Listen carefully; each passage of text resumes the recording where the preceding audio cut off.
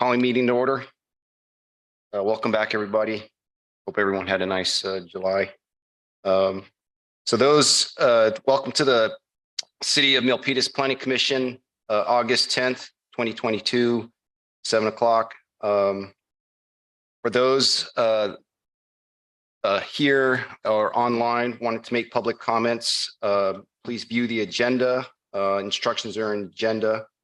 You'll need to register online via Zoom on the link provided there. If you're here at City Hall, there's cards in the back to fill out if you need to make any public comments. And once you're done filling those out, send them to our recording secretary, Ms. Medina. First item of business, Pledge of Allegiance, Commissioner Albana. I pledge allegiance to the flag of the United States of America and to the republic for which it stands, one nation, under God, indivisible, with liberty and justice for all. Thank you. Next item, roll call. Ms. Medina. Thank you, Chair. Good evening, Commissioners. I'll now take attendance, starting with Commissioner Albana. Present. Commissioner Awasti. Present. Chair Chuan. Present. Vice Chair Sierradella. Present. Commissioner Galang. Here. Commissioner Medina Ashby. Present. And Commissioner Mosin. Here. Thank you. Thank you, Ms. Medina. Next item, conflict of interest declaration, City Attorney. I ask the chair, the vice chair, and each of the commissioners whether he or she has any financial or personal conflict of interest related to any of the items on tonight's agenda. Thank you, City Attorney. Ms. Medina, would you go down the roll and ask the commissioners? Of course. Commissioner Albana. None. Commissioner Awasti. None. Chair Chuan. None. Vice Chair Sierradella. None. Commissioner Galang. None. Commissioner Medina Ashby. None. And Commissioner Mosin. None. Thank you. Let the record reflect there are no reported conflicts. And I guess since we have some people running for elected office, we should do the other one too. So I ask the chair, the vice chair, and each of the commissioners to disclose any campaign contributions of $100 or more received within the last 12 months from any of the parties on tonight's agenda with a development project before you. Ms. Medina, would you go down the roll and ask the commissioners, please? Yes. So let's start with Commissioner Albana. None. Commissioner Awasti. None. Chair Chuan. None. Vice Chair Sierradella. None. Commissioner Galang. None. Commissioner Medina Ashby. None. And Commissioner Mosin. None. Thank you. Thank you, Ms. Medina. Thank you. All right, thank you. Next item on the agenda is approval agenda. Can I get a motion to approve the agenda for August 10th, 2022? I make a motion to approve the agenda for August. I got a motion from Commissioner Wasti. Can I get a second? I second. Second from Commissioner Medina Ashby. Roll call vote. Commissioner Mosin. Approval agenda. No, keep. Yes. Okay, Commissioner Medina Ashby. Yes. Commissioner Awasti. Yes. Commissioner Galang. Yes. Commissioner Albana. Yes. Vice Chair Sierradella. Yeah. Chair Chuan is yes. Motion passes. Agenda is approved. Next item is announcements. Does any of the planning commissioners have any announcements? I just have one. Just want to welcome everybody back. I hope you all had a nice July time. So if there's no announcements, planning director. Thank you, Chair. I have just a few announcements. I also wanted to welcome everyone back after the July recess. I hope everyone had a nice break from our monthly meeting schedule. Second item is, in addition to our regular planning commission meeting in 2 weeks, which is August the 24th. We will have a special planning commission meeting on Wednesday, August 31st. That's the 5th Wednesday, and that will be to receive a presentation of the city's housing element. The housing element is a chapter of the general plan. It's separate from the elements, and it is updated on a 8-year schedule. And this is our year to update our housing element. So we will receive a presentation from housing division staff on the housing element, and look forward to receiving your comments on that. I believe that shortly before that goes to the planning commission, of course, you'll receive it in your packet, but we're completing the draft element, and it will be available it will be circulated to the public as well. Next item is I just wanted to provide a brief update on some of the items that were previously heard by the planning commission and then subsequently went to the city council for approval. Just last night, the council approved 2 zoning ordinance amendments that were previously heard by the planning commission, I believe in May and June. The first amendment added new maximum building heights for non-residential buildings in certain zoning districts. And the second amendment allowed outdoor music as an accessory use to bars and restaurants in commercial and mixed use zoning districts. And the planning commission, as I mentioned, had previously recommended approval on both amendments, and the council has approved those as well. And lastly, I wanted to just give a little announcement. So in early September, the city and VTA are going to launch a program which is called Milpitas SMART. And SMART stands for Simple Mobile Access to Reliable Transit. You can see the logo that is going to be seen on those vehicles. There will be 6 of them. They will travel around the city, and they will provide access similar, it's app-based, so it's similar to Uber or Lyft, and you can call the vehicle to come pick you up. It won't come right to your door, but somewhere near your house. We're calling it a virtual bus stop.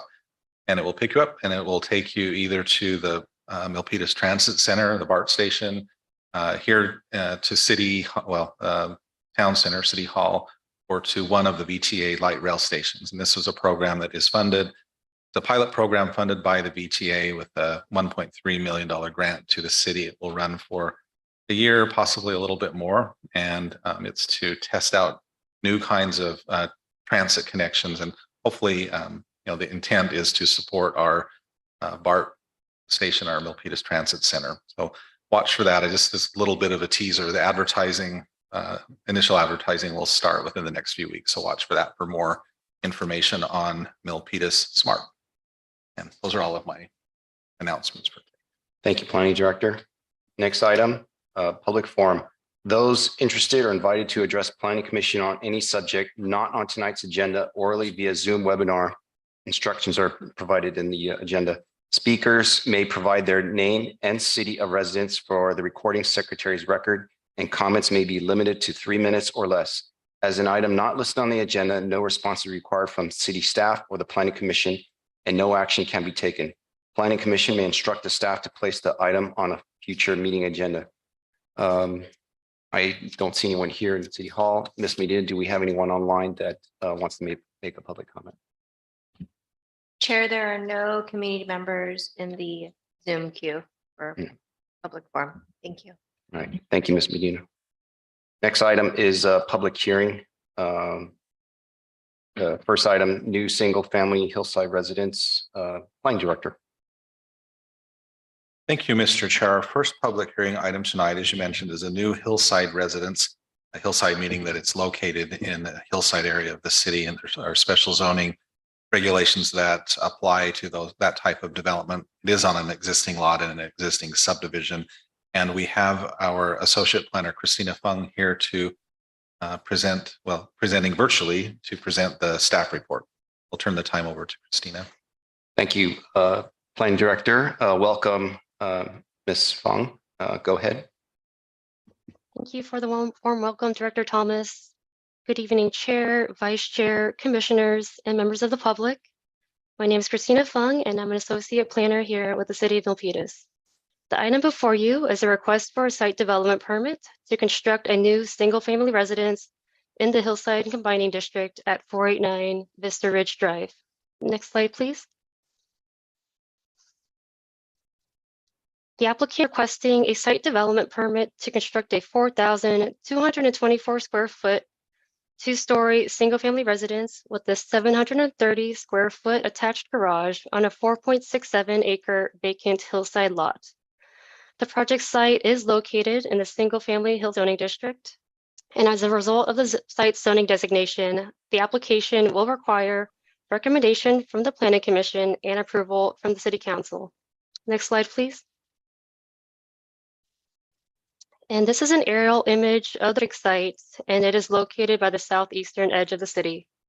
The project site, located at 489 Vista Ridge, is located south of the street and is accessed off of Calaveras Road. This property is part of the Spring Valley Heights subdivision development, which is a gated community with the Owners Association.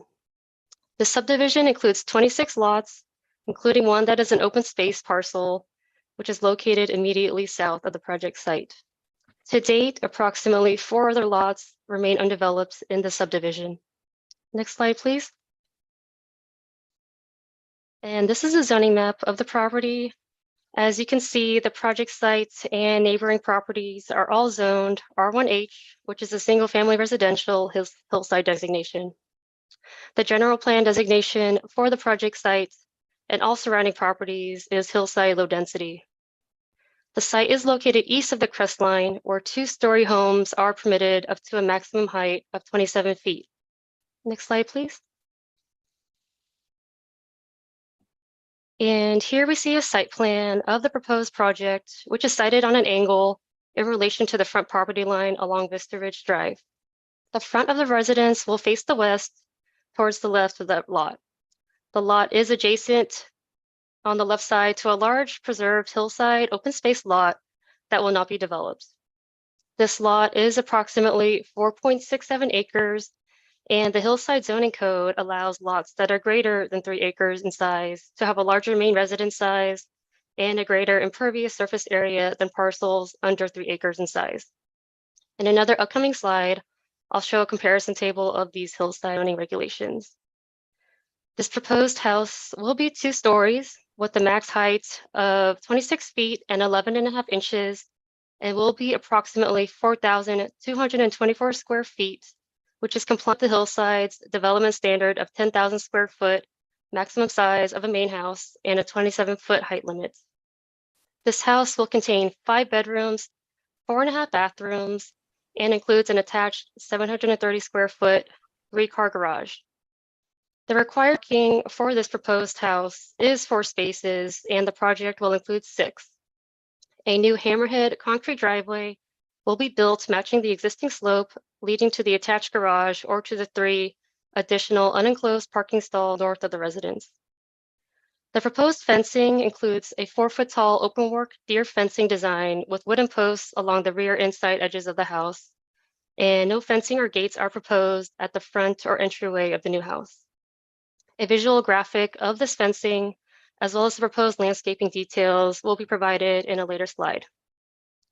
The proposed impervious surface area will be approximately 8,556 square feet, which is compliant with the Hillside's maximum impervious surface area coverage of 30,000 square feet.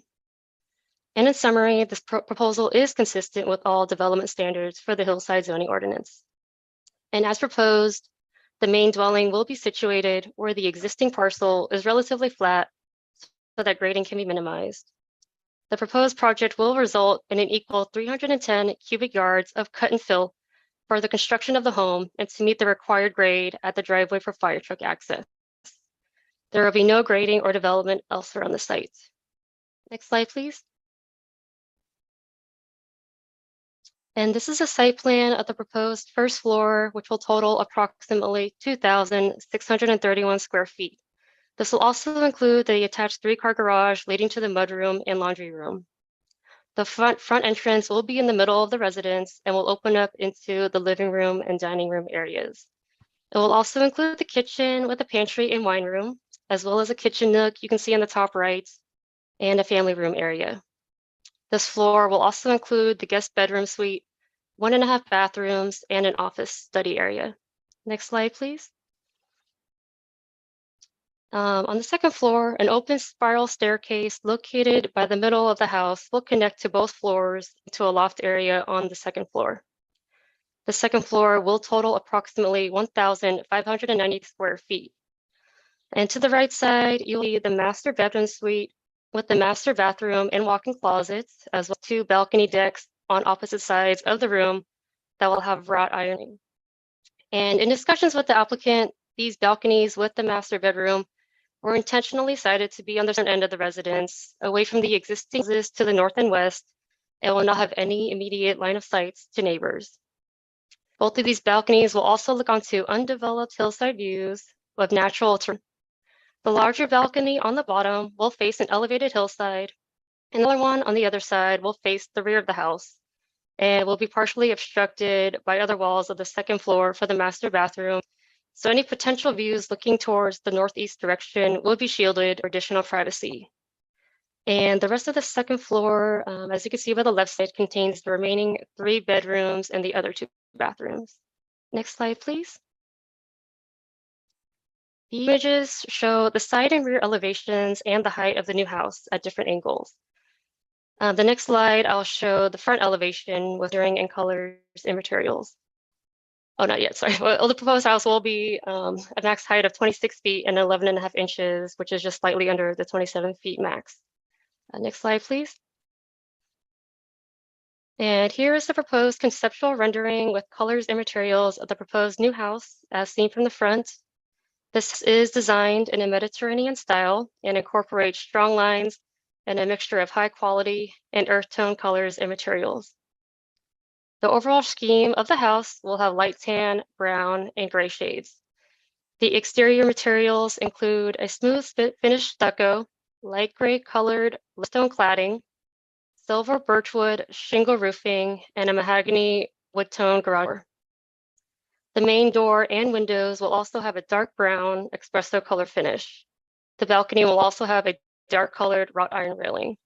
Overall, the color materials proposed are complementary to the character of the rural neighboring residences. Next slide, please. And here are some of the proposed landscaping details. I conducted a site visit on July 11th last month with the property owner and confirmed the site is a vacant dirt lot. There are no trees or shrubs where the proposed new house will be sited, and therefore no trees will be removed from the site. There are some existing shrubs on the southern end of the lot where it is more upslope, but those will remain as is. Additionally, based on my other discussions with the property owner, the rest of the lot will also be untouched, except some occasional maintenance of overgrown weeds if necessary. And overall, the proposed landscaping in relation to the size of the 4.67 acre lot is minimal and includes 8 trees and 32 plantings of various shrubs and perennials. All of these proposed landscaping materials are low water use. 4 species of trees planted in 15-gallon sizes, spaced out approximately in 40 increments, with one of each type located in the side elevations of the residence extending to the backyard. Shrubs and perennials will be planted in 5-gallon sizes on the entry of the driveway and in front of the house. These species are specified in the staff report and on the landscaping plan sheet L1 of the project plans. In addition, the city's fire prevention staff will be taking a closer look at the proposed species and the spacing of the landscaping in closer detail during the building permit review phase for fire safety. And overall, these proposed landscaping meets the intent of the Hillside Ordinance. Next slide, please. And this is a slide where I wanted to summarize the main Hillside development standards the proposal needs to meet. This is also table 3 in the attached staff report. And as you can see, the proposed house will meet all front, side, and rear setbacks without an issue. There's also no other accessory structures other than fencing proposed. As I also mentioned earlier, I want to highlight that the Hillside Code does allow lots that are greater than 3 acres in size to have a larger size for the main house and a greater impervious surface area than lots on size. Most lots in the Hillside area are under 3 acres in size and are developed with these smaller maximum allowances. So although the proposal for the main house could have nearly doubled in size, as well as the impervious surface area that could have increased nearly 3 times in size as its allowance, the property owner has still chosen to stay well within its limitations for both of the standards and has been adamant in our discussions that this proposed scale of the house will fit all needs and they do not need a larger house or other amenities. And as a result of this, the size proposal for the main house and all improved areas will be more in line with the scale of the existing surrounding hillside houses that have lots less than 3 acres in size. And in the slide, I'll show you some of the scales and designs of some of the adjacent houses. Next slide, please. And here I wanted to highlight some of the more immediate adjacent houses north and northwest of the project sites. I'm not including the lot to the west, as that is a large open space preserved lot with extensive hillside terrain. And I'm also not including the south, as that lot must be preserved as open space, and it only contains the existing Spring Valley Heights HOA water tanks. The existing houses to the east are negligible from view from the project site due to the extensive size and wide trapdoor shape of the subject lot. The proposed house will also be set back at least 429 feet to the east property line, and those certain residences are also sited more northeast from where this house will be situated. In essence, there will be no direct line of sight to those houses to the east. Additionally, from my site visit last month, the only views east properties from afar is of their rear fences. And in this top image, there's a lot to the north, 517 Vista Ridge Drive, and it's currently under construction. A site development permit amendment was approved by the Planning Commission last year on May 26, 2021. A finished rendering of the house with its approved colors and materials is the graphic under it. And on the bottom graphic, this is the existing house at 461 Vista Ridge in the early 2000s, located northwest project sites. And I apologize, the picture is blocked by the fence as I wanted to protect the privacy. This lot and the house is actually located downslope from the lot at 489 Vista Ridge, and therefore there is no immediate line of sight. Actually, as you can see, that gate is angled, and it's because you have to keep driving uphill past this house to kind of get to 17 and 489 Vista Ridge, and you'll make another right on private small roadway to get to those other 2 houses. So overall, the proposal for the house at 489 Vista Ridge is a bit of a mix between these 2 houses right here. It is more in scale architecture with 461 Vista Ridge Drive with the 2 stories and Mediterranean style influence. It will contain more of the colors and materials of 517 Vista Ridge with the gray and brown tones and materials. Next, please. And as part of the requirements of the Hillside zoning ordinance, the applicant must demonstrate compliance with this code section to preserve the natural quality of the line and the slopes as viewed from the valley floor. The applicant has demonstrated compliance with this by providing 2 diagrams in the project plan. In the next slide, I'll include a sectional view to demonstrate this house will not be visible from the valley floor. The nearest viewpoints of this residence are viewpoints 7, 8, and 9, and this graphic is highlighting that the proposed house will be on the other side of these hills and therefore will not be visible from the valley floor. Next slide, please. And this image here demonstrates in a sectional view that the proposed house will not be visible from the valley floor.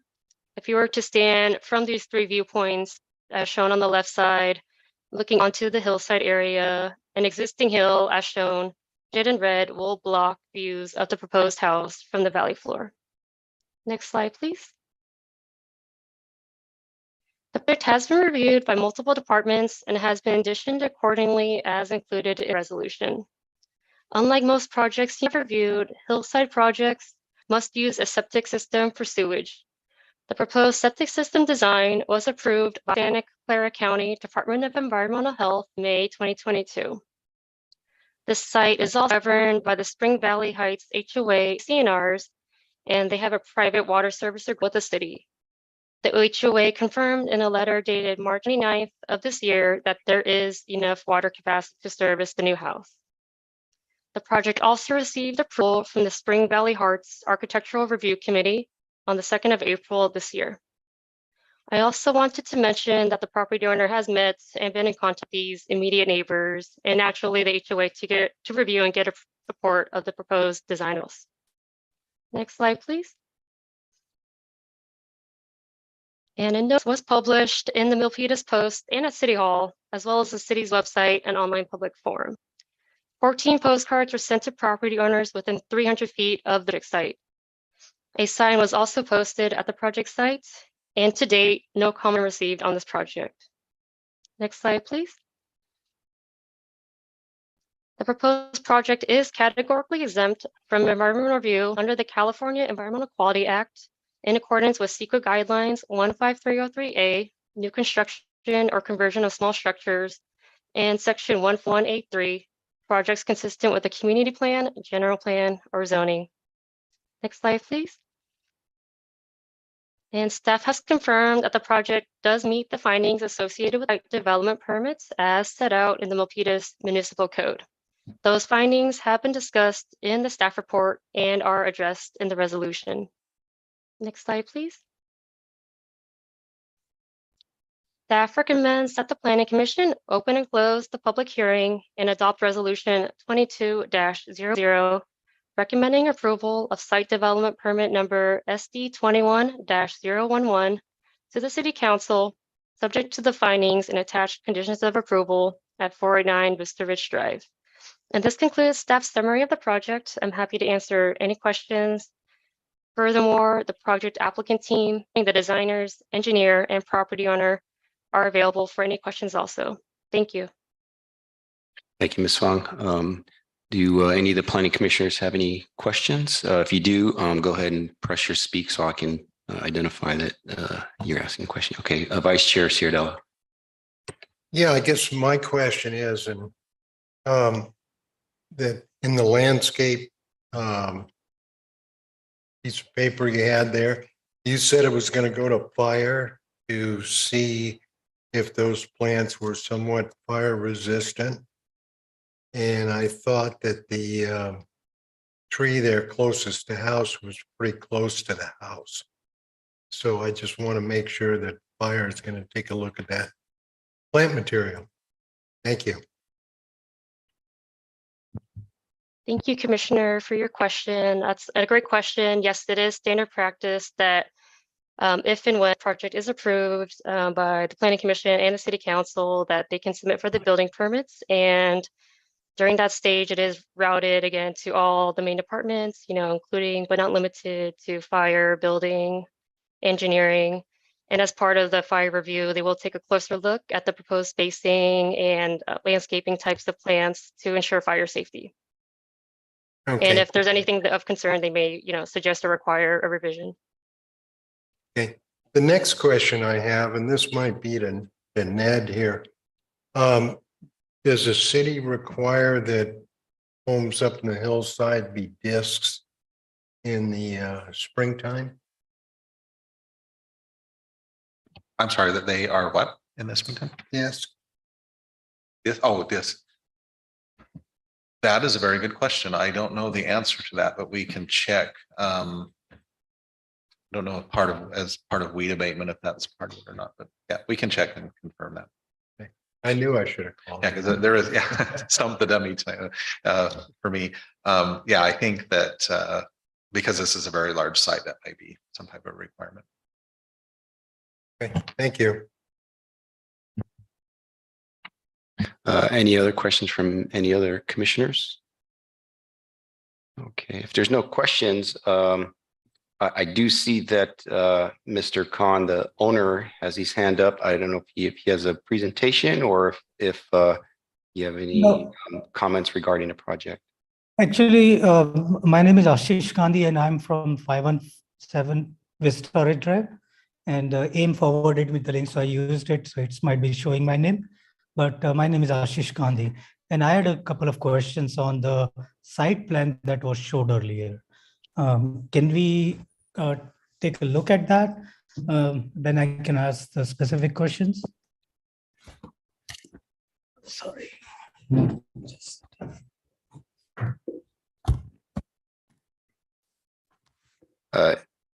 Okay, so you're Mr. Khan is the owner. You're the owner of the property? I'm just- No, no, I'm the owner, Mr. Khan, and Ashish asked me for a link to join the meeting, so I forwarded his my link. So I think he's showing up as a my name in my name. Okay, any question for the city attorney? This seems like would this be more of as a public comment here? Okay, yeah, I apologize for the mix up on there. So if during the time if we do have a public comment, then we will bring you back in, and then if you want, then you can make any particular comments. And if you have any questions, we're not required to answer them, but if we may direct them to the associate planner and the planning staff. So Okay. apologize I for that. I just saw that there was a question there. So anyways, we're still in the portion. We haven't gone to the public comment yet. So okay, sorry. All right. so okay. Now, having said that, the owner, Mr. Khan, do you have any questions? I mean, do you have any? I'm sorry, not quite. Do you have any comments or anything you No, wanted to share? I appreciate Planning Commission looking at this, my proposal and property, and we've been really waiting for a long time. And I hope I get a favorable outcome so that I can move forward to the next step. Okay, thank you. Does any of the planning commissioners have any questions for the owner, or actually, if any, there's some staff on here as well too. That's part of the architecture. If any questions for them. Okay, if there's. I do have one. How Okay, long- I got a question. Okay, Commissioner Medina Ashby, go ahead. Yes, how long will the project take? Please. I'm hoping I can finish within a year. Okay. I have talked to a couple of contractors and they think they can finish in a year, within a year. All right, thank you. Chair, I have a question. Okay, go ahead, Commissioner Albana. Thank you, Chair. This may be to the owner, but I was just wondering, for a big house like this in the hillside, we were so concerned because of the dryness of the, where we're also concerned with fires. I was wondering, for a big house like this, is it one of the requirements to have like a sprinkler system within the house? Yes, the For safety. house will have a sprinkler, fire sprinkler. Thank you. Just wondering. All right, thank you, Commissioner Albana. Any other questions from Commissioner Galong? Yes, Chair. I have a question with the applicant. Mr. Khan, I've seen this ad in the social media regarding about the solar, and it says, I think it's government funded, and you get a refund. I don't know if that's true. Do you consider putting or installing solar panel in your house? Yes, I do. This is one of the reason I'm putting a shingle roof instead of tile, because in my past home I had tile, and every time somebody went to the rooftop to repair the solar, they broke bunch of tiles. So this is why I selected composite shingle this time. Okay, thank you. Good, Chair. All right, thank you, Commissioner Galong. Okay, any other questions from the commissioners? Okay, there's no other questions from any of the commissioners. Let's see, do we have anyone else from staff? Looks like we just have the project coordinators. Okay, if there's no questions from the commissioners, I'd like to open up the public forum. So Ms. Medina, do we have any anyone in a public forum that would like to ask or that would like to make any comments?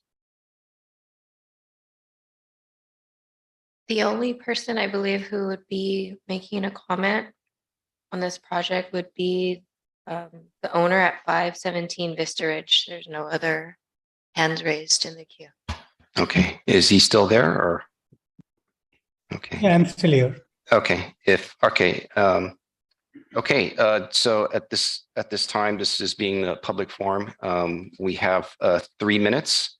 So you have 3 minutes to ask any or make your public comment and go ahead. And what is your name, sir? Ashish Gandhi. Okay, Mr. Condi, go ahead. You have 3 minutes. So the site plan that was showed, it seemed that the garage is touching my boundary or is coming into my boundary. The other question I had was the road, the driveway.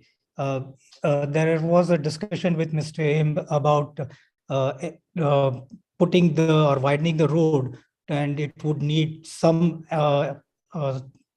overlap into my boundary. Is that addressed in this or? Garage is not, garage is the opposite Hold side. on. I'm sorry, Mr. Khan. This is at this point, this is a public comment. So the person making the comments will needs to finish his public comment. Then if need be, then we can address those. So go ahead and continue on with your comments. So yeah, my 2 comments were the garage, it seems to be overlapping or crossing my boundary. And the other question was the driveway. Would it encroach into my boundary as well? These are the 2 questions I have. Okay, Mr. Condi, is that your public comment? Are you completed? Is that your, okay. Yeah. I'm assuming you're, okay. Yeah, I'm Okay. done. All right. Thank you. Thank you for public comment. Okay.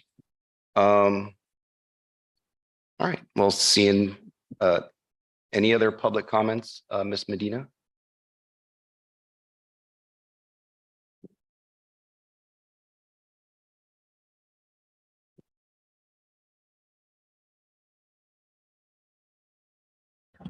No other committee members in the queue for public comment. Okay. Thank you, Ms. Medina. Seeing that there's no other public comments, can I get a motion to close the public comment? Move to close the public. Okay, got a motion from Commissioner Mosen. Do I have a second? Second, And got a second from Vice Chair Ciodella. I'm going to do a roll call vote. Commissioner Mosen. Okay, Commissioner Medina Ashby, Yes. Commissioner Awasti, Yes. Commissioner Galong, Yes. Commissioner Albana, Aye.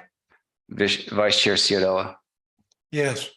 Chair Chuan is aye, so 7-0. Public comment is now closed there. Okay, so now going over to the commissioners, do any of the commissioners have any of their comments or any other questions to the planning staff or the owner? Chair, I had a question. You know that access road towards the property, is that part of the total 4-point-something acres? Okay, I mean, question for associate. or- Yeah, I guess the question for you, associate planner. Yes, thank you for your question, Commissioner. Yes, total does include that that other northern looking driveway. And another question would be, who would maintain that road in the future? The owner? Yes. It is my understanding. Yeah. If I may, Chair. Okay, Yeah, go ahead, planning director. Yeah, the shape of this is what's known as a flag lot. So the buildable area is the larger lot at the bottom of the screen, and then there is a pole, or the flag of the flagpole of the lot is the driveway.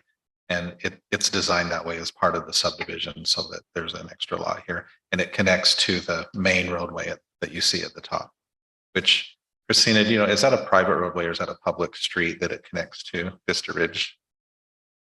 I believe it's all, private, part of the HOA. Yeah, but the driveway itself, I just to answer your question, because the driveway itself that you see extending upward is owned by the owner and will be maintained by the owner as their private driveway. Yes, and it's also, I do see that, I think 517 Vista Ridge can also be accessed off that road.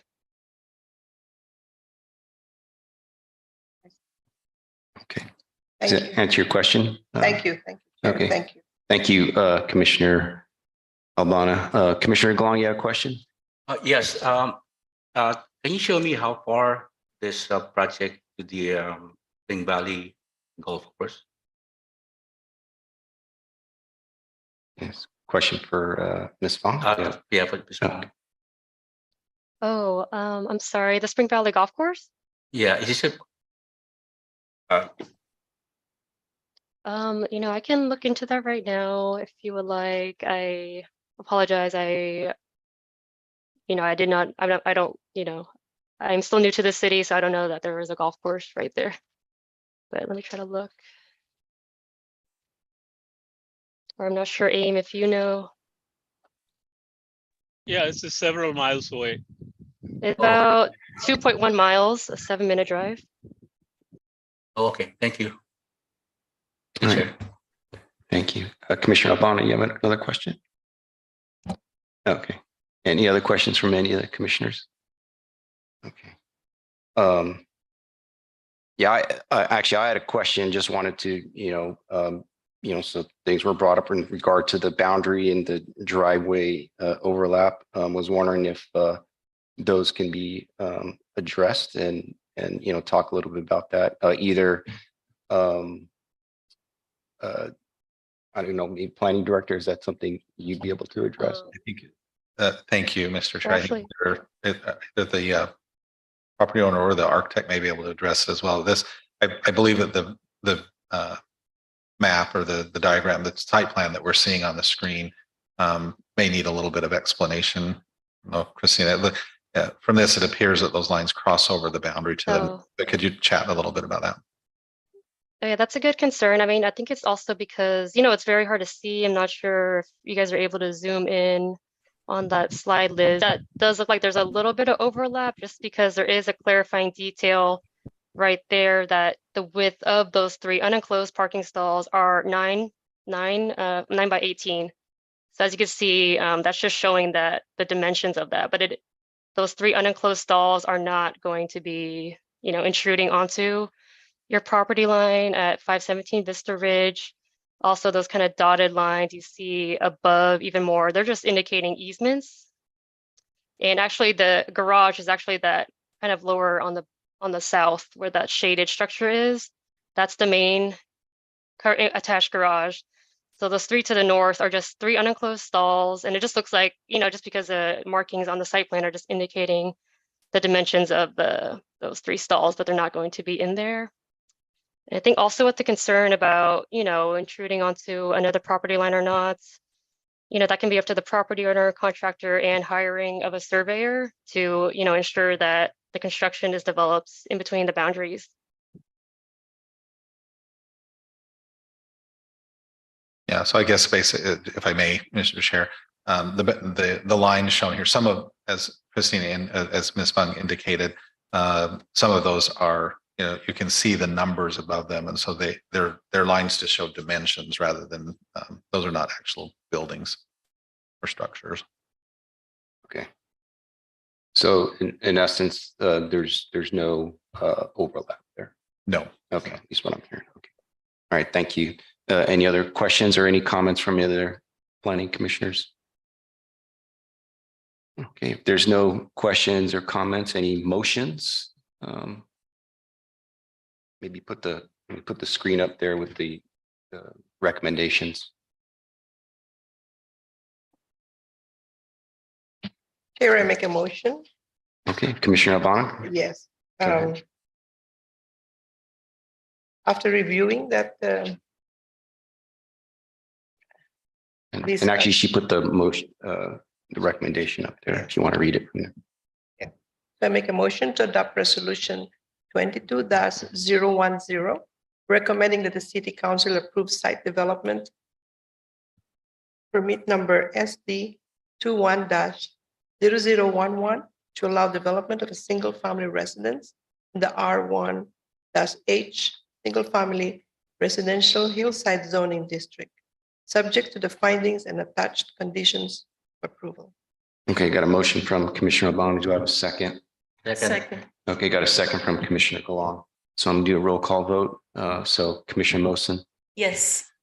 Commissioner Medina Ashby, Aye. Commissioner Awasti, Yes. Commissioner Galang, Aye. Commissioner Albana, Aye. Vice Chair Ciardella, Aye. and Chair Chuan is aye. Motion passes. The resolution's adopted. Congratulations. And thank you. Thank you, Mr. Khan, and thank you. And nice meeting you, Associate Planner Fong. So looking forward to meeting you in person. Thank you very much. Our family is waiting anxiously to move to city of Milpitas. So I really appreciate your motion. Planning Director, you have a comment? Yes, just to wrap up that item. So it, as Ms. Fung indicated in the Hillside, the approval does, this will go to the council at a future meeting. Hasn't yet been scheduled, but we'll schedule it as expeditiously as possible, likely in the first meeting in September. And then we'll go through the building permit process. Those are the next steps. All right, thank you, Planning Director. Okay, next item on the agenda is new business, objective design standards. I'll hand over to you, Planning Director. Thank you, Mr. Chair. So usually at the Planning Commission meeting, we're looking at development projects like the one that you've just reviewed. From time to time, though, we do have long-range planning projects that we will bring for your review and comment. This is one of those. As we have our principal planner, Jay Lee, who's the project manager for this project, and also our consultant, Chris Sensenig from Ramey and Associates. I will note that Ramey and Associates is also the consultant for a couple of other projects in the city, most principally the housing element, as well as another one called Housing Opportunity Zones, which we'll bring to you at your next meeting. So there's a lot of work that's being done around these topics related to residential development and housing. This project is a grant-funded project. Jay may, or excuse me, Principal Planner Lee may want to provide a few more details about that, but we're excited to show this to you. It's a project we've been working on for a while, and we hope to have these objective standards adopted before the end of the year. Jay, excuse me, Principal Planner Lee, is there anything that you would like to add to comments? Not much.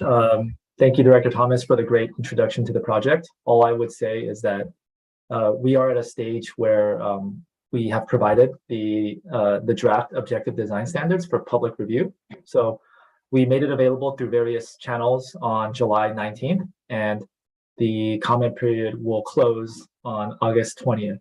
So there's still some time, and we just thought this was a great time to reach out to you all for feedback.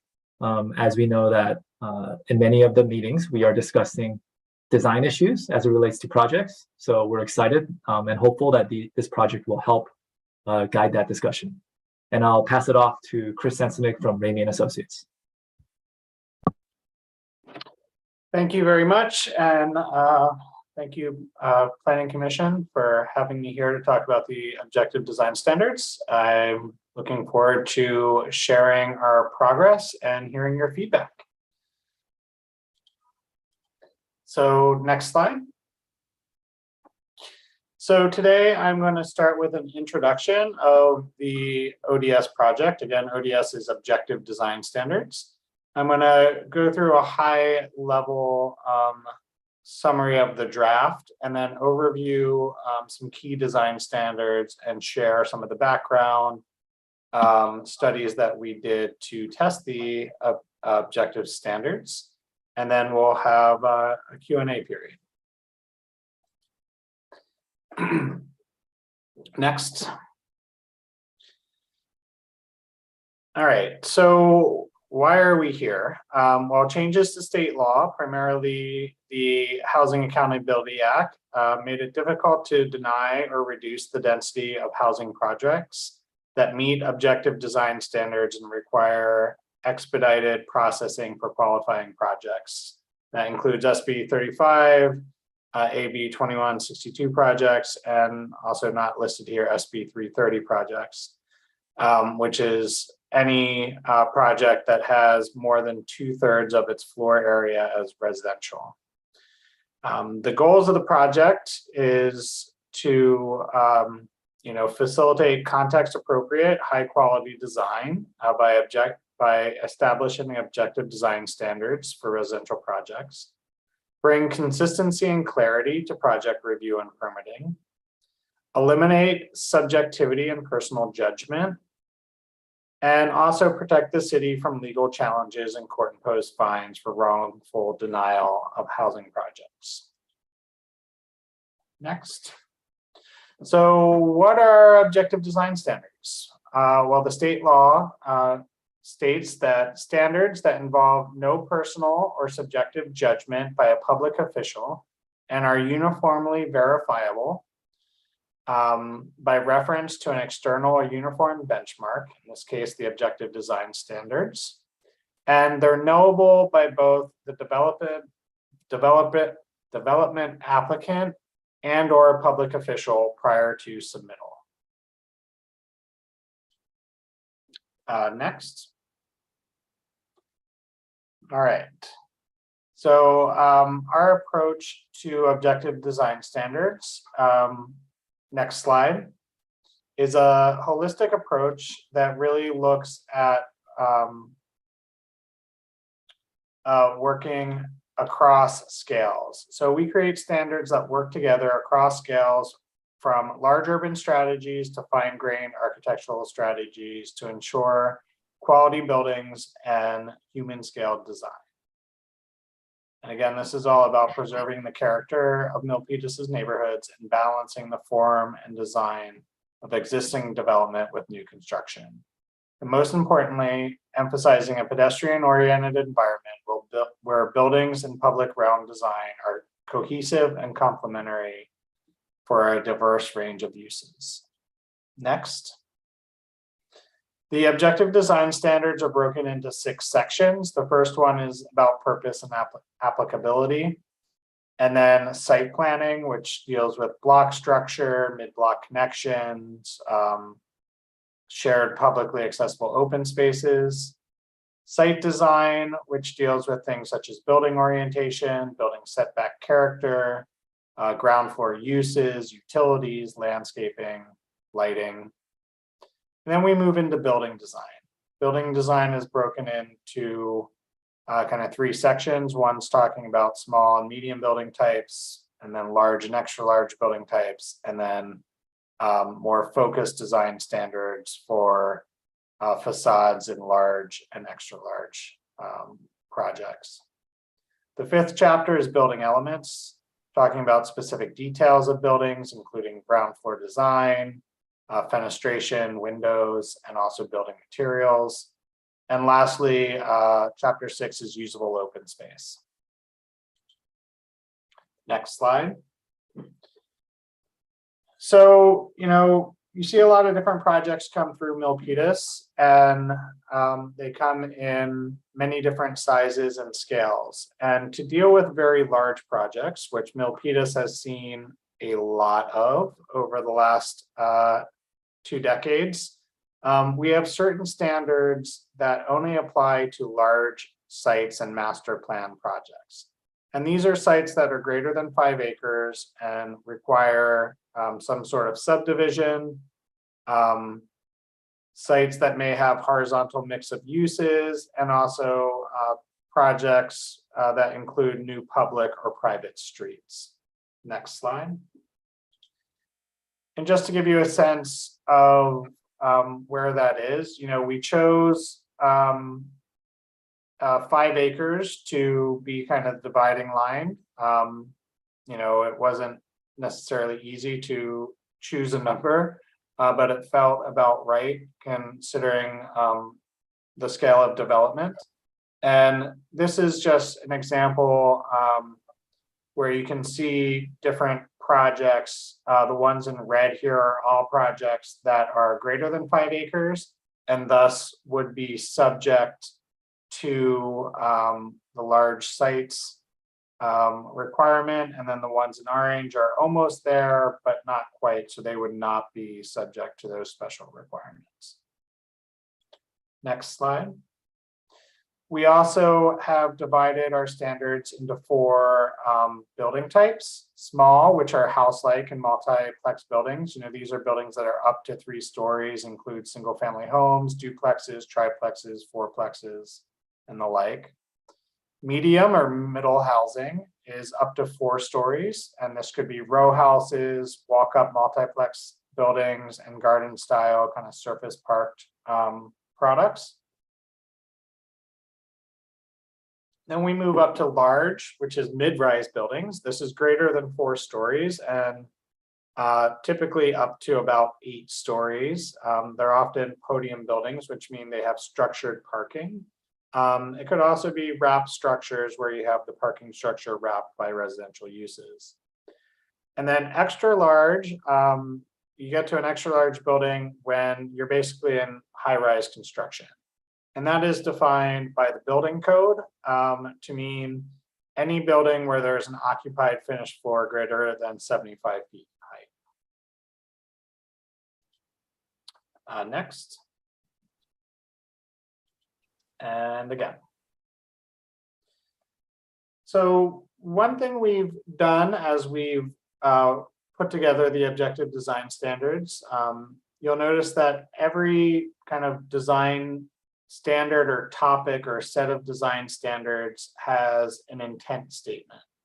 This provides, a little bit more loose design guidance. A lot of our intent statements are taking directly from the general plan, and you'll see in parentheses here, like integrate new large-scale development projects into the fabric of the existing community, is from land use section 5.1 in the general plan. And these intent statements give the property owners and applicants and designers, the kind of the purpose behind the standards. And the first one here that I'll share with you in site planning is maximum block length. So projects would need to have a block length less than 400 feet and a block size with a perimeter less than 1,400 feet. And if their project was bigger than that, they would have to divide their project with a mid-block connection, which could be anything from a pedestrian pathway to a private street or public street. And this is a way to create a more walkable and pedestrian-oriented community. Next. Here, this only applies to large sites in master plan. And it's about creating shared, publicly accessible open spaces.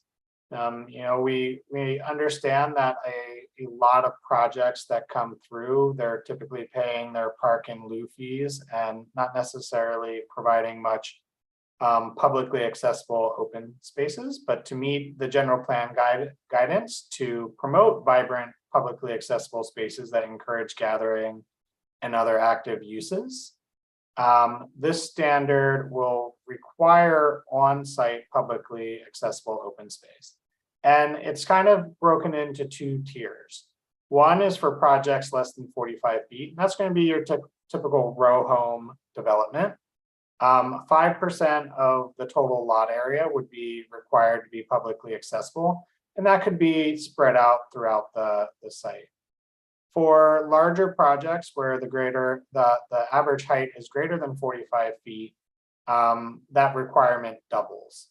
And typically when you're in this different building prototype, the population doubles kind of when you're going from the row house type to the mid-rise type. So it's a doubling of the open space. Next. The objective design standards also deals with some special conditions. Here we see adjacency to lower density, 1 or 2 story single family development.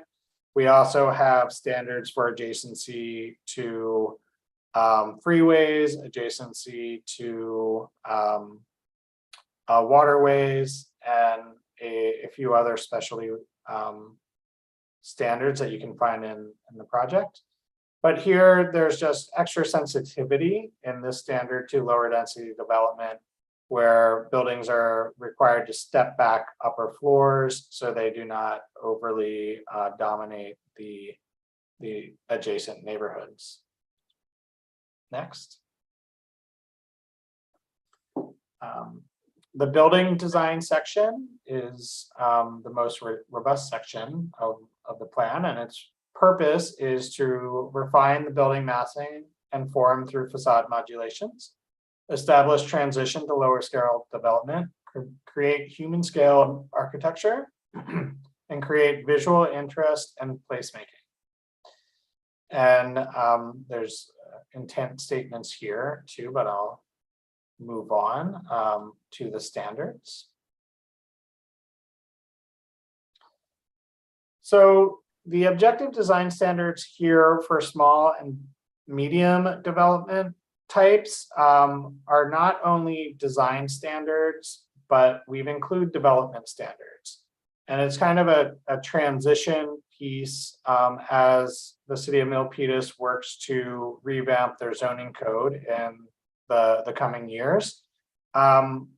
We've provided kind of a stopgap to that, which is these standards for small buildings like duplexes and triplexes and cottage clusters, and also standards for row houses, courtyard projects, multiplexes, and low-rise multifamily.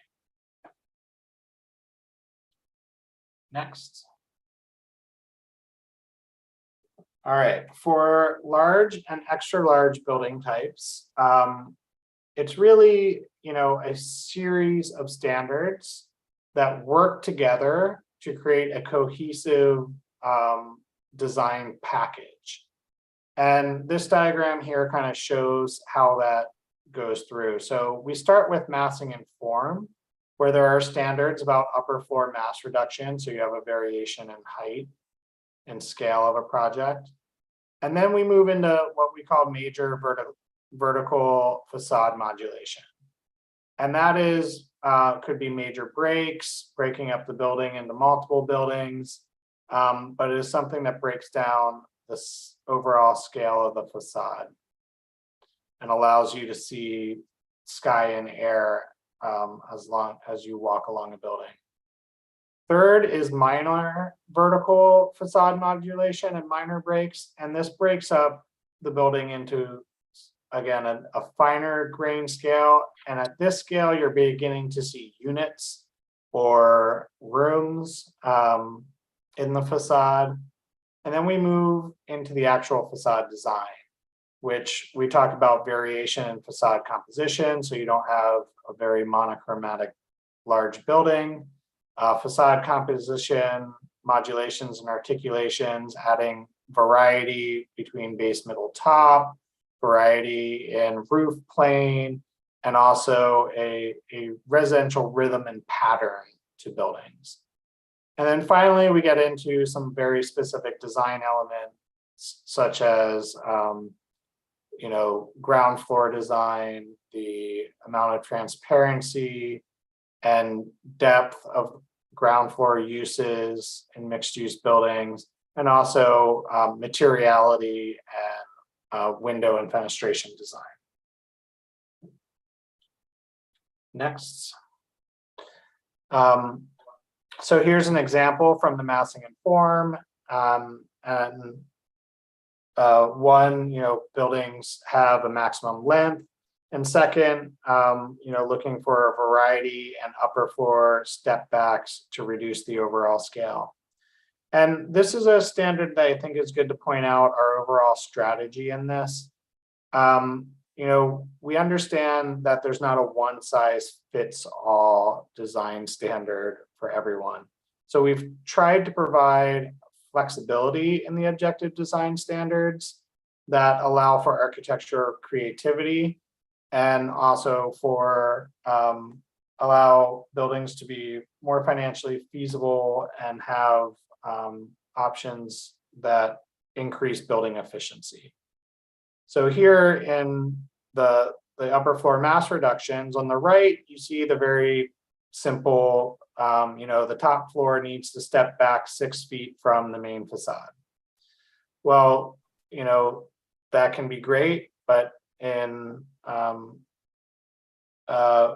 floor plate design, that could be very expensive, particularly for affordable housing projects where the top floor then has to have a different building plan and unit plan than the lower floors. So there's an option where you can allow units to stack and reduce a certain percentage of your floor area for upper floors. And it kind of has a very similar effect in creating a variation in height. Next slide.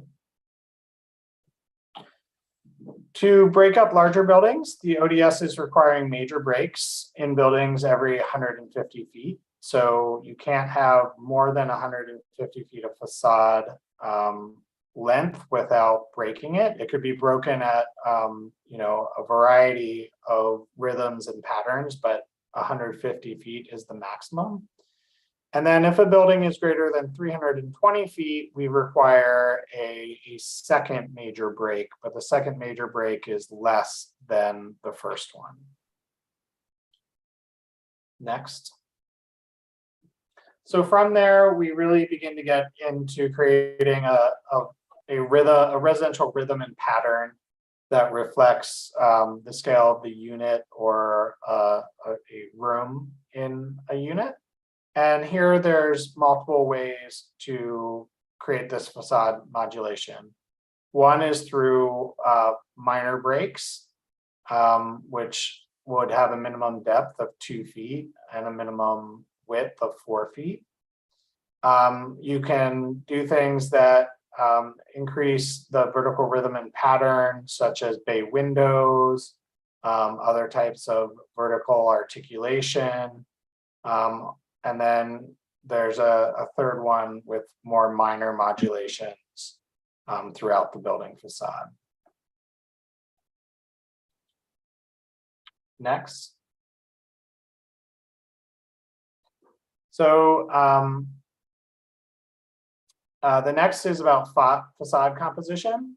And this is really, as the intent statement states, to create cohesive and well-crafted building facades with human scale details that provide visual interest to pedestrians, incorporate passive green design elements, and promote high quality design. But to really create that visual interest and high quality design, we're requiring a variation in facade composition.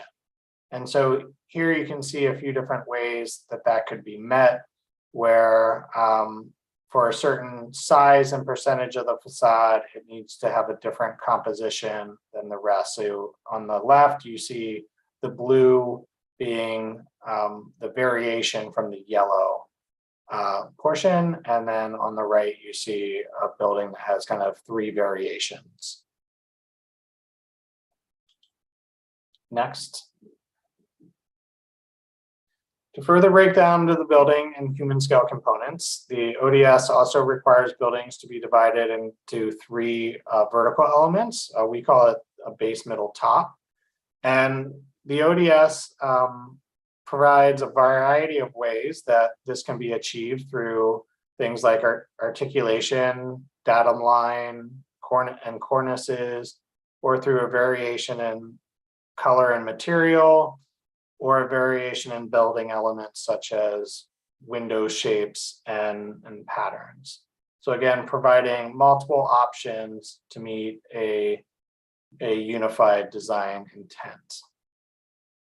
Next. And here you can kind of just see a few more of the standards for defining a building top.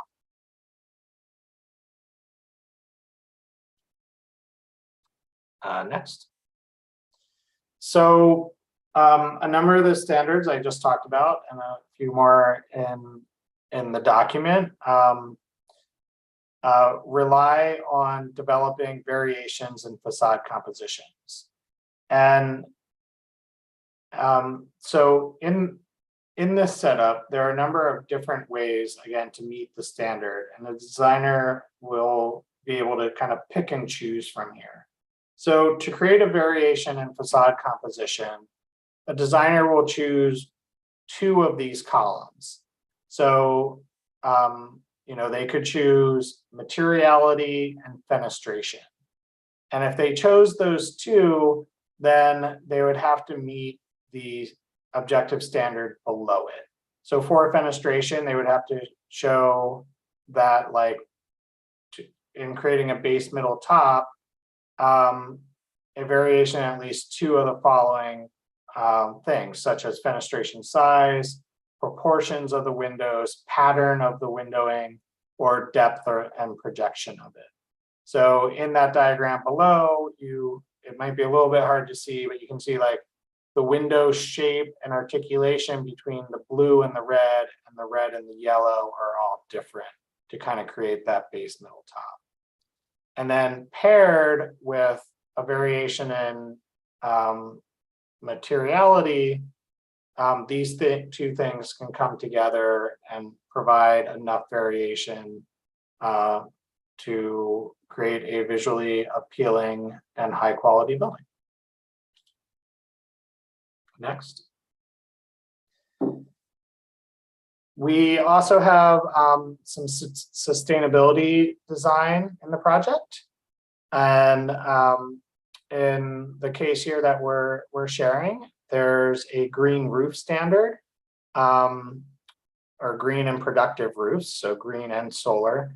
And this requires a certain percentage of a roof to either be green and solar, and at different net roof floor areas, a different percentage is required. So the larger the building and the larger the roof gets, the higher percentage of green roof that is required. Next.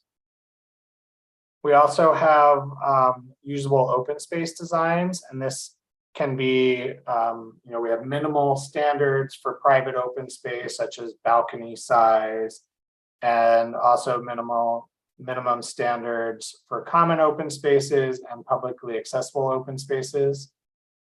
And we also have standards that talk about the size a courtyard needs to be in a mid-rise building. And you can see that kind of in the diagrams here, where if an adjacent facade is X height, then the width of it needs to be a certain percentage. Again, this is to ensure quality spaces and places that residents will want to be and hang out. Next. All right, so that's the high overview of the standards. And next, I would like to talk about kind of how these are applied. So there are two kind of distinct processes that can happen here with a project coming in. And I label this as an SB 330 project because that's the Senate bill that requires objective design standards. So a typical project will come through the ODS process. They will fill out an application, they will prove to staff through the application that they meet all the objective design standards, and staff will review that. And if they meet all the standard, if they meet the ODS, the project is approved.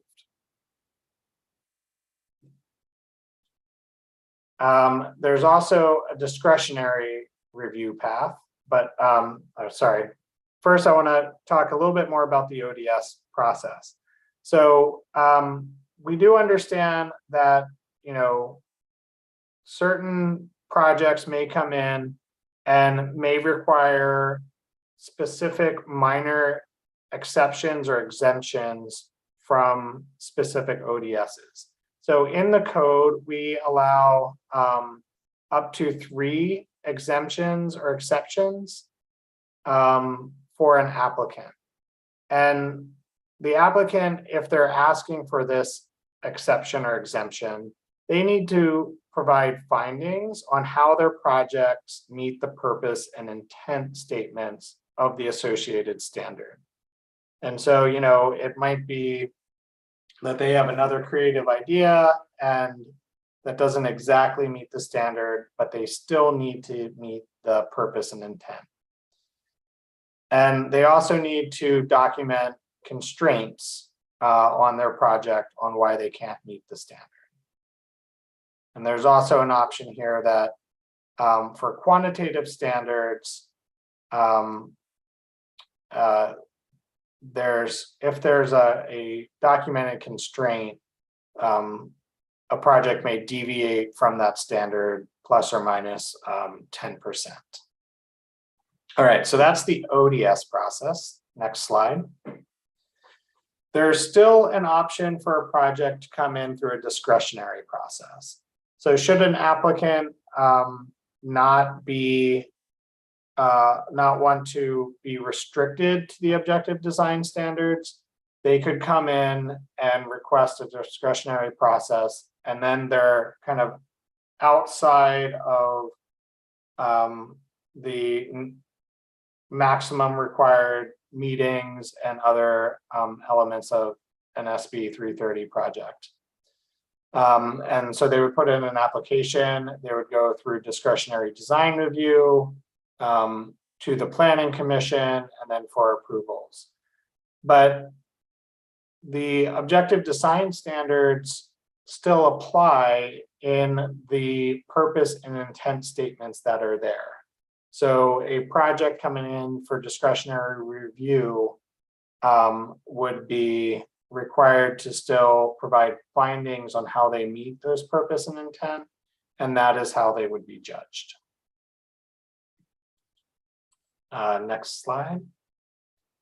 All right, so I'm just going to show you high level some test fits that we did. You know, one thing that we really believe is, you know, test and verify the objective design standards that we write. So we tested buildings at a number of scales. Here you see our large site test fit where we took a large property, subdivided it into separate buildings that meet the site design objective design standards, and then applied that series of massing and modulation, facade design through the project to test it. Next slide. And so here you kind of can just see how these objective design standards come together to create a architecture and a variation in facade design. Next.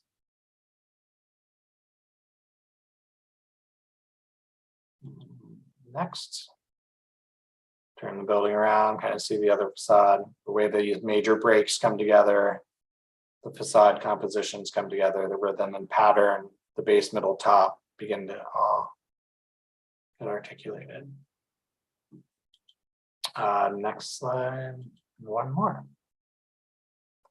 All right, so here we are, August 10th, and we'll be taking this show on the road to City Council next week.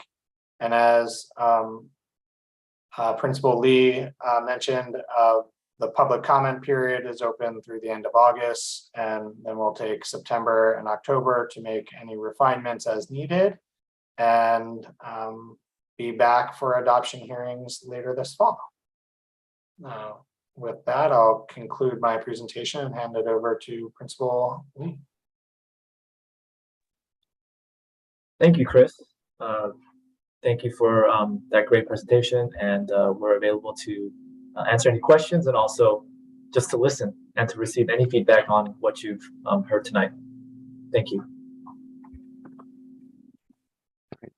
Thank you, Principal Planner Lee. I guess, you know, open up to the Planning Commission if any commissioners have any questions for Mr. Lee or Mr. Bensonig. Am I saying that correctly? Sensenig, yes. Okay, thank you. Okay, Vice Chair Ciardella. Yeah, I've got a couple of questions. When you talked about in your first part of your presentation, you talked about the height of the buildings. Does the height of the 4-story building include parking garage? Or could you put that in the basement? And would it still be considered a 4-story building then? Yeah, that's a good question. And I want to make a distinction between development standards and design standards. So development standards are within the zoning code. And development standards set, the height of a building, the setbacks of a building, the required parking in a building, and the distinction is then the design standards kind of just affect kind of more of just the outside of the building and the building shape. So we do not specifically require or give any direction on guidance on whether parking should be provided below grade, within a structure, etc. Okay, and then my next question is, you talked about a green roof. Could that developer put his park on the roof if they had enough room for some solar panels or whatever else they needed to do? Yes, I will need to look directly at the standard, but the amount of green roof is exclusive. The number is exclusive of providing any common open space on a roof or publicly accessible open space on a roof. So the requirement is net on the net roof after those things. Okay, so what does that mean? Tell me what that means. Yeah, so if you had 100 or a 10,000 square foot roof, and let's say half of it, 5,000 square feet of it, was common open space, then the green roof standard would only apply to that other 5,000 square feet. Okay, so you would still be able to put a park up in the roof if you so desired. Absolutely. And it would count, yes, towards the common open space requirement. Okay, great. Okay, thank you. Thank you, Vice Chair Ciardella. Any other commissioners have any questions?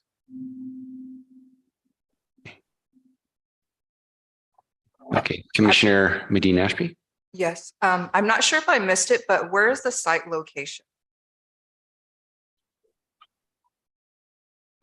These objective design standards apply uniformly across the city for any residential project with more than 2 units and any mixed use project where 2/3 of the floor area is residential, 2/3 or greater.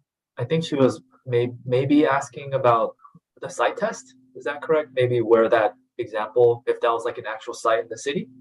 Yes, is this an actual project that's going up? Oh, no, it was a generic. Okay, got it.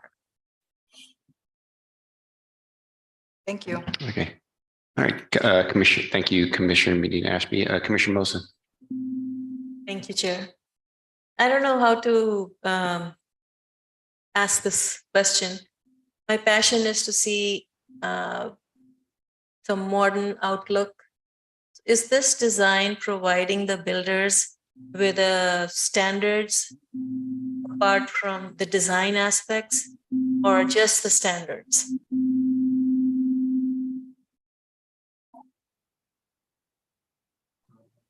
if we could clarify, Yeah. is the let me- question directed at, like, Right. do they try, are the standards trying to Yes, so implement? it was Okay. very hard for me to follow the presentation because I don't have a portal over here. And anything that I was seeing in my screen was only half. But I did catch that there is a space of 5 blocks that you are going to maintain the design within that design. And then after 5 miles, I don't know, 5 blocks, the design aspect is going to change. So how are we going to create the outside facade? What are the changes we are going to bring to the outside design for the city? Because we're going to get so much development. Are we still going with the rounded circular pillars and balconies, or are we going with straight lines, glass, metal? That's my question. I want to know, what is the outside facade going to be like? Is there a standardized Yeah, I think I understand your question. We are not prescriptive of any, specific style. Like it could be contemporary, it could be Yeah. craftsman, it could be Greek revival, like that. We're indifferent. The objective design standards are indifferent to style. What they do provide, though, is they require a certain amount of facade design to a pedestrian scale to create, to raise the design quality of the building. and why is that? Why are we not prescriptive? Yes, why aren't we? What is the reason behind not creating that kind of standard for the outside facade?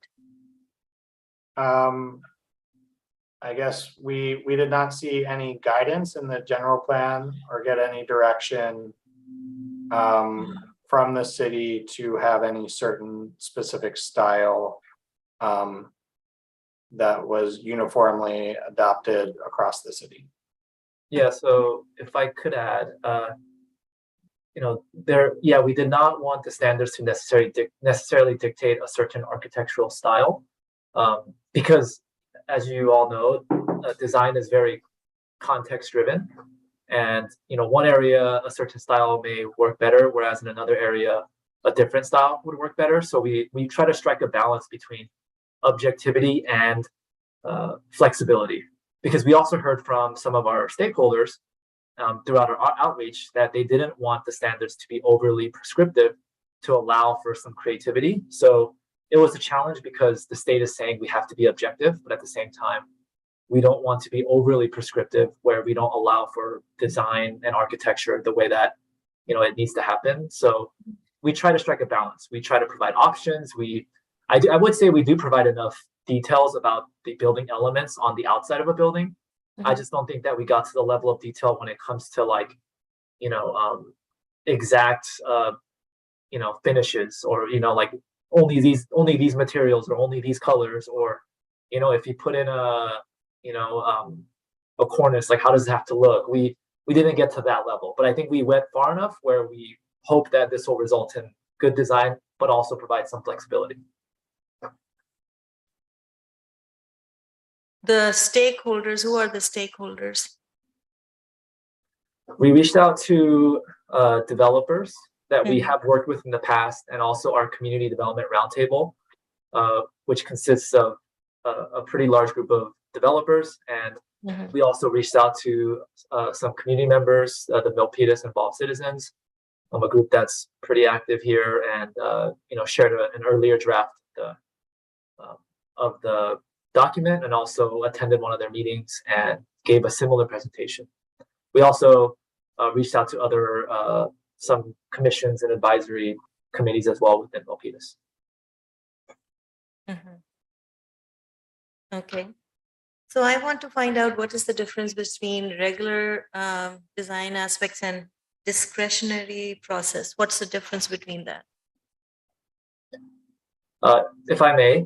Yes. So a discretionary process is when discretion is involved, and because a lot of projects that are not discretionary are everything is black and white. It's Mhm. you meet it or you don't. But a lot of planning is an art, so a lot of times it also requires an approval from not just staff or not staff, but advisory bodies as yourselves, like the Planning Commission and also City Council, and that's when it becomes discretionary, when there are public hearings and when even if you meet the standards that we have, it doesn't automatically mean that you are automatically approved at staff level. So discretionary, it's actually probably the process that applies to most development projects that are of a larger scale. So what Chris was getting at was these objective design standards are intended to make the permitting process easier for certain housing projects, so that if they just meet these objective standards, then they can be approved without public hearings and at a staff level.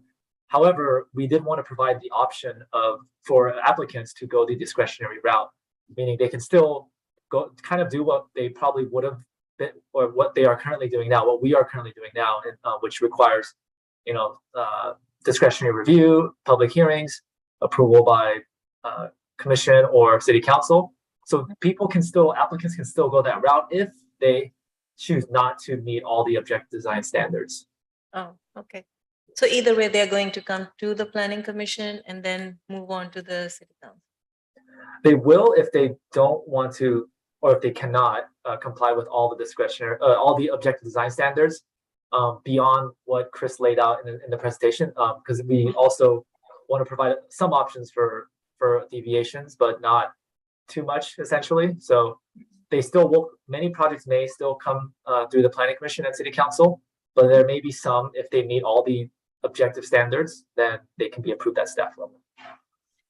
So the outside facade with colors and whatever design aspect that the builder brings to you, is there any input that the city can give them or no, or that's what you want them to have, the independence of creating the building the way they want it? Yes, for projects that can meet the standards, we do want to give them that freedom. But if they don't go that route, then it'll be the regular process where we, evaluate everything and see what we can come to in terms of for example, colors and building materials. Okay, and so the highest building will be 4-story, not higher than that. Not necessarily. Not necessarily. Okay. How high can it go? As Chris was mentioning, or Mr. Sensenig was mentioning, these design standards are not intended to establish like how tall a building can be, how much you can build. That's what our zoning ordinance already does. This is meant to supplement and complement our zoning ordinance by providing a little more detail when it comes to design. Because our zoning ordinance right now, typically just establishes a maximum height, minimum setbacks. So it creates an envelope for how much you can build, but it doesn't go beyond that. So we wanted to provide a little more guidance by providing design standards that dictate more of how the building would look. Because the zoning ordinance, it's very basic. It just gives you a high level envelope for what you can build there. And these will go further than that. So the design standards before you today will not change how high you can build, how many units you can have, or the density that you can have, and what setbacks you have and things like that are already addressed by the zoning ordinance. Is there anything in this which says how big the windows can be, or that's also up to the builder, or how large the door is going to be, or any such thing? I just want to understand the process. Not necessarily. I think we do provide standards for how much they need to be recessed, or the pattern, and and how you kind of differentiate and create a design. But a lot of that is dictated by the building code, actually, in terms of minimum requirements for ingress, egress, and with the doors as well, minimum door sizes and things like that. So we didn't go into that topic. Yeah, there are places where we have some details, like in a mixed-use building, there are requirements on how much of the ground floor facade needs to be windows and transparent. We also have minimum standards for like stoop and porch entries. So there are some minimum sizes to some of these things, but not to the level of a specific door or window. All right, if I have any other question, I'll ask you. Thank you, Chair. No, thank you, Commissioner Mosinak. Really good questions here. Any other questions from any of the commissioners? Vice Chair Ciardella? Yes.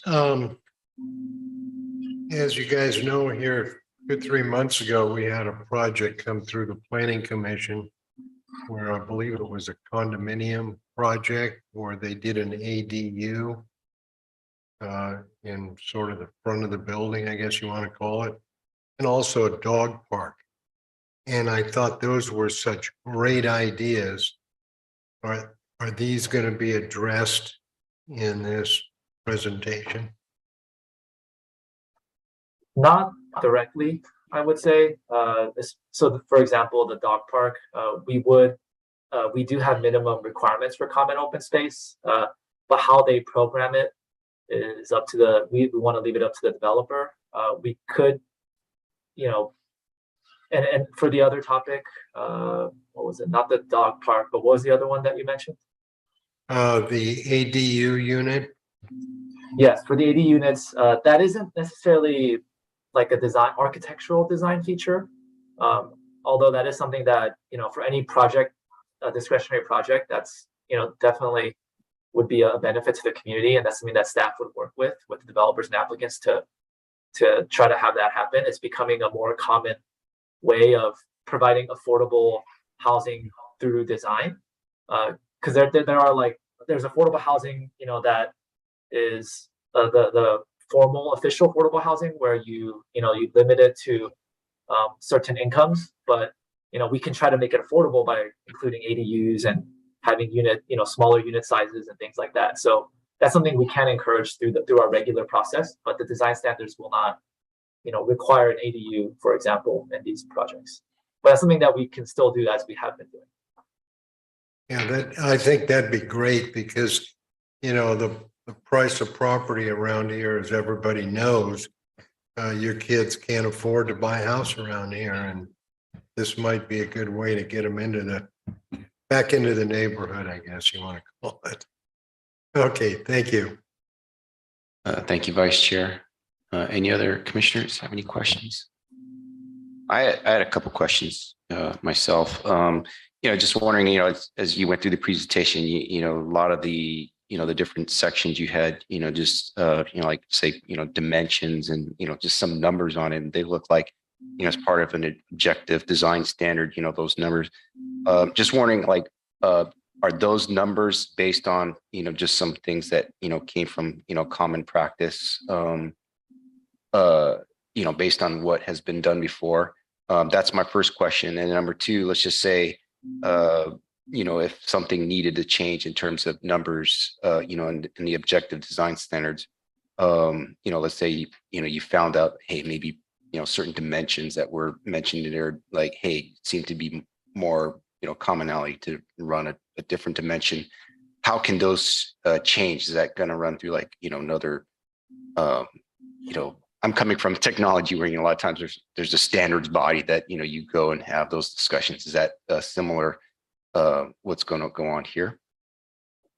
So the dimensions in there are based on experience in multifamily housing and mixed use, and looking at example buildings and such.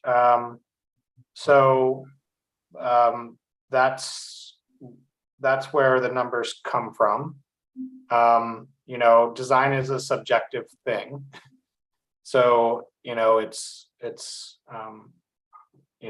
trying to create an objectivity to something that's subjective to raise the minimum level of quality. And I think our projects have done that. Should the numbers not be working, after a few years of experience with projects coming in? Of course, the the objective design standards could always be modified.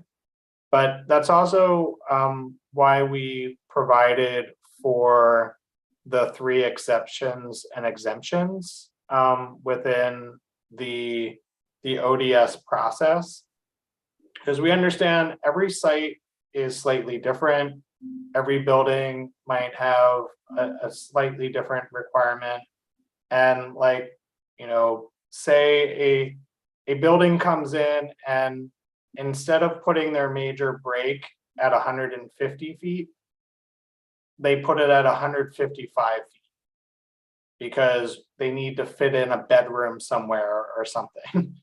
Like, we want to give the flexibility for staff and the applicant to be like, you know, we're just there, we're meeting the design intent, we're meeting the purpose of this all, but we need this exemption because of this constraint.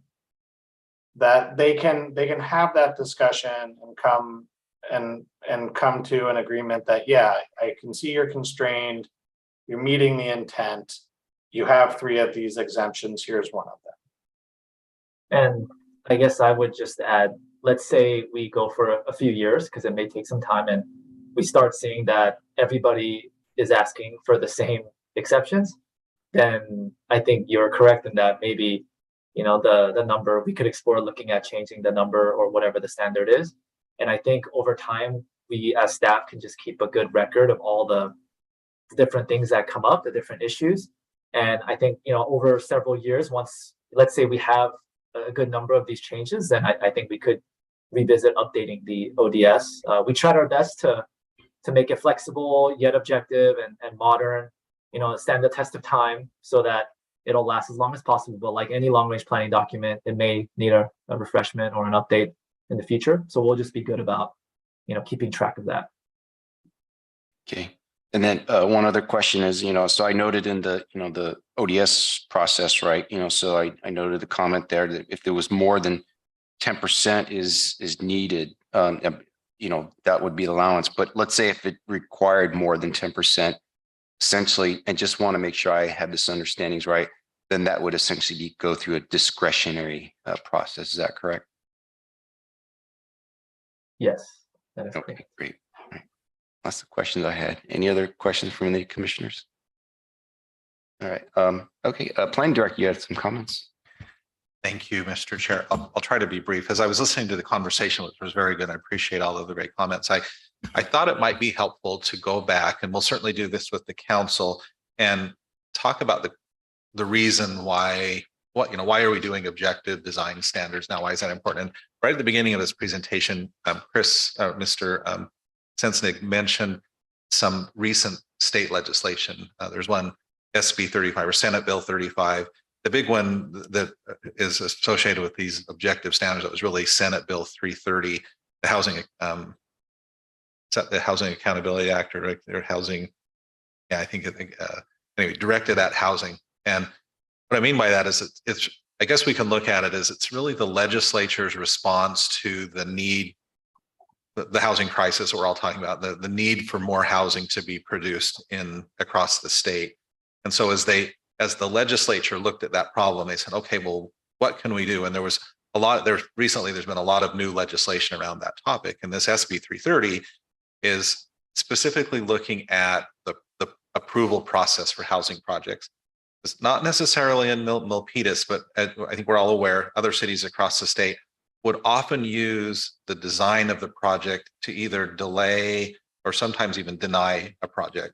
And it might be a very good housing project, or it might, oftentimes they were controversial projects. So you might have a city that's largely single family homes, and then a developer comes in and wants, appropriate with the zoning, would want to build multifamily housing, and it might be very controversial. And so not always, but sometimes cities, or it's not even the city, sometimes resident groups would use design as the way of delaying that project again. And so over the past few decades, cities have used design guidelines. So rather than regulations or standards, it's more guidelines. And that's a very squishy word. And design guidelines are not, or sometimes they sat next to the zoning or so the zoning ordinance would have rules about some of the things we talked about, like the height of the building, the setbacks, the floor area ratio, the use, that sort of thing. But then next to that, they would have these design guidelines, and many of the cities where I've worked would have separate guidelines, one for residential, one booklet of design guidelines, one booklet for commercial buildings, one booklet of design guidelines for industrial buildings, and one for mixed use. But the design guidelines are really often, or they're very open to interpretation. So they're guidelines and they're very subjective as opposed. So a good example that would always come up is the building might come forward and an example of a guideline that would be subjective would be, well, the building must be well built and complement the character of the neighborhood. So you have to ask, well, is that something that's really measurable? What does it mean to be well built? Well, that, open to interpretation. And then, complementary to the character of the neighborhood. Well, that might, again, art is in the beauty is in the eye of the beholder, and maybe design is in the eye of the beholder as well. So a lot of these things were not measurable, but again, different groups would take that and kind of use it for whatever their means might be. And a lot of times what it would end up doing, it would be a lot of back and forth between, in some cases, it would be back and forth between the developer and city staff about what do those squishy terms, or very undefined terms, what do they mean? And that back and forth would delay the project. So what SB 330, that Senate Bill 330 did, is the legislature looked at that particular problem. They said, well, let's require each of the cities to come up with a set of objective standards. And each city's standards might be a little bit different, but their standards and their objectives, so they're very measurable.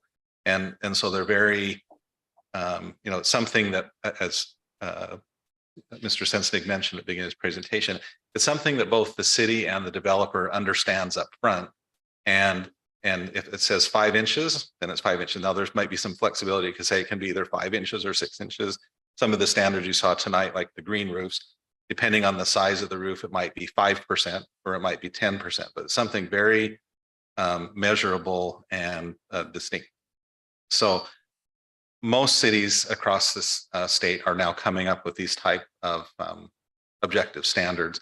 And again, back to the idea is to speed up that process so that and then what the legislation says is that the city adopts a set of standards and then they apply it to certain projects. In this case, it's a certain size of residential project. Then the project can be either, it may not need discretionary review. It might not, if it meets all the standards and it doesn't come to the Planning Commission or Council, or some cases it does. Most of the time it would be reviewed and approved at the staff level. But again, it's not like, well, you can meet half of them and it's okay. They have to meet every one of those standards. And as was mentioned tonight, if it doesn't meet all of the standards, then it can go through the regular process where it comes to the Planning Commission, to the council, and everybody talks about it and everybody decides, is it okay to not meet all of the standards or is it? So I thought hopefully that's helpful, so that you can see that, yes, it's about design of the buildings in general, but if you really look at it closely, this is about speeding up the process for housing development. And sometimes we say removing barriers or removing roadblocks to approval of specifically of housing projects across the state. Thank you, Planning Director. Vice Chair, you had a I comment got or a question? question for Ned. That SB 330, how many residential units does the state require here in the city? I know it's a god awful amount, and I'd like the people out there in EV land to know what it is. Yes, thank you. If I understand you correctly, I think you're talking about the RENA. We often refer to the RENA number, so the Regional Housing Needs Allocation. Okay, that's And, it. yeah, and this is actually related somewhat to this. The RENA numbers, or the Regional Housing Needs Allocation, is something that is handed down by the state to our regional government. In this area, it's the Bay Area ABAG, the Association of Bay Area Governments, and then they apportion out our regional allocation to each of the cities. And that happens on a regular cycle, usually an 8-year cycle. And I mentioned it in my opening comments that the city is currently updating its housing element. And one of the purposes of the housing element is, not the only one, but one of the primary purposes of the housing element is it's a plan over the next 8-year cycle, starting in 2023 in this case, of how the city will meet its regional housing needs allocation, the RENA numbers. So, and just to give you an idea, I don't know the exact numbers. I was looking at them earlier today. Jay, you may know, or even Chris may know. 6,700. 6,700. Yeah. So our current, as we're updating the element now, the number that we're looking to accommodate is 6,713. 13 new housing units over the next 8 years. And that's a tall order because our previous housing needs allocation was only in the 3,000, I think it was 3,400 units. And the RENA numbers actually, without going into all of the gory details of it, it goes one step further in that it apportions those out among, it's related to affordable housing specifically. So it divides them into very low, moderate, and above moderate categories. And the city is somewhat obligated, or is it's really our target for housing production over the next few years. And starting, I believe last year, when this process rolls across the state. So this year, all of the Bay Area governments are preparing their updated housing elements. In past years, it was Southern California that was doing it, and all of the local jurisdictions are really struggling to update their housing elements in order to meet these new numbers, because they're so much higher than they have ever been in the past. And the state government body, in this case, it's the State Department of Housing and Community Development, or HCD. The housing element is the one portion of the general plan that the state reviews, and it has to be certified by the state. And HCD is the certifying body, and their reviewing criteria have become much more stringent and strict in recent years. And for this current, we're in the 6th cycle. So we've been doing this for several decades. So in the 6th cycle, the sorry to criteria is interrupt. much higher. Yes, Mr. City Planner, I do want to keep us on track. This is getting a little far afield of the agendized item. sure. So that we'll have maybe we can have another item coming up, a training item on housing law. It's something that we're probably up to our necks in at the moment, because we have so much housing going on, so many issues and policy updates and different things related to housing production. But again, and I'll just end bringing it back around. The reason that how this ties into the objective design standards is, again, one of the strategies for meeting this city, and other cities have done this too, to meet the RENA numbers.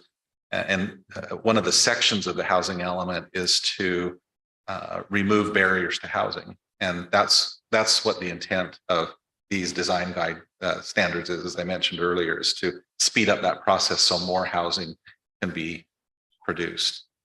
Okay. Yeah, I've got a couple. Sorry, that was a little more long-winded than I intended. We'll do it all for you. Don't get me started on housing. It's somewhat convoluted topic. All right, thank you.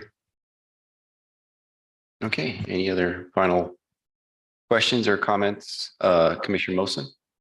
I have a question for planning director. Due to this doubling of number of housing, will the houses that will come up will be smaller in order to fulfill the requirements? Sorry, if I understood the question correctly. So the new housing to be built, will it be Square smaller? footage, yeah. In some cases, yes. Again, the RENA numbers require a range of housing, of affordability of the housing, and often the smaller units will be more affordable. And I'll just add to that, one portion of the RENA numbers this year are actually the ADUs that we talked about before. Those have not, in the past, those have not been counted toward the affordable housing, but this year, for the first time, they are. I believe that's a true statement, isn't it? Yes. Chris, I don't. Yeah, so I will also add too that the standards that we're looking at tonight, again, don't necessarily dictate the size of the house. It's more of the design, I'll call it the general design, rather than having just a plain box, or if you have taller buildings, a larger box that is not very friendly to pedestrians. One of the other goals of these objective standards is to make our neighborhoods more inviting and more pedestrian friendly by adjusting the scale of the buildings. And that's why you saw things tonight, like breaking up the facade of the building. We don't necessarily talk about the materials, specific materials, but we do require a variety of materials so that it's visually pleasing as well. And also a variety of colors.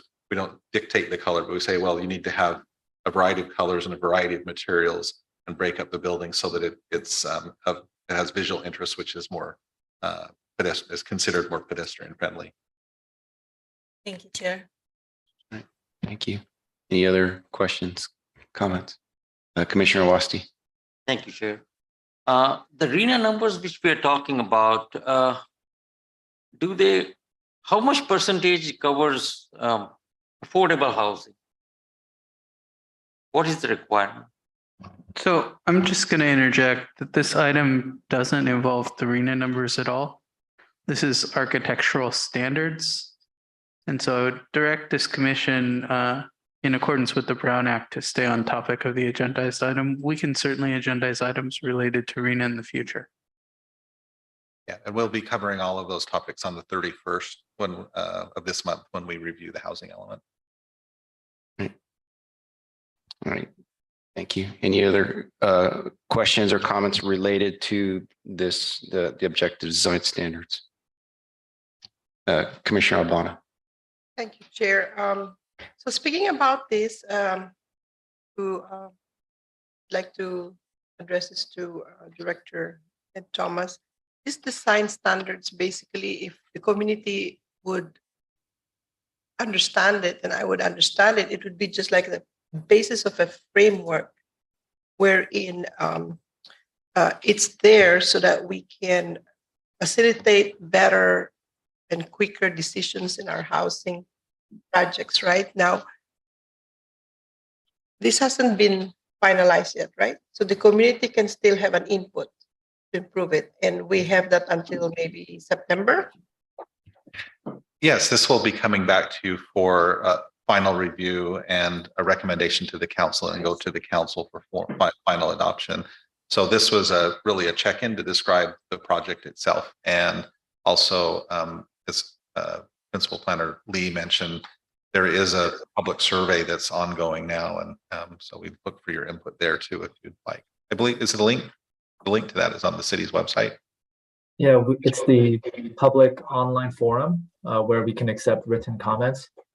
So that is open. We put a deadline of August 20th just to leave it open for a month, but I wouldn't say if just because we go past that, we would, never consider any other comments. It's just to help us, to have a set time where we can then start to revise the draft based off of what the comments we received. And so maybe what we can do, excuse me, Mr. Chair, Liz, work with Jade, and let's send a copy of that link to the members of the Planning Commission, and they can review that survey. We'll send that out to everyone. Thank you. Andrew. Yes, awesome design. And then we should invite the community really to get more involved so that our city can evolve to a better, having all these designs and modernness. Thank you. Here. All right, thank you.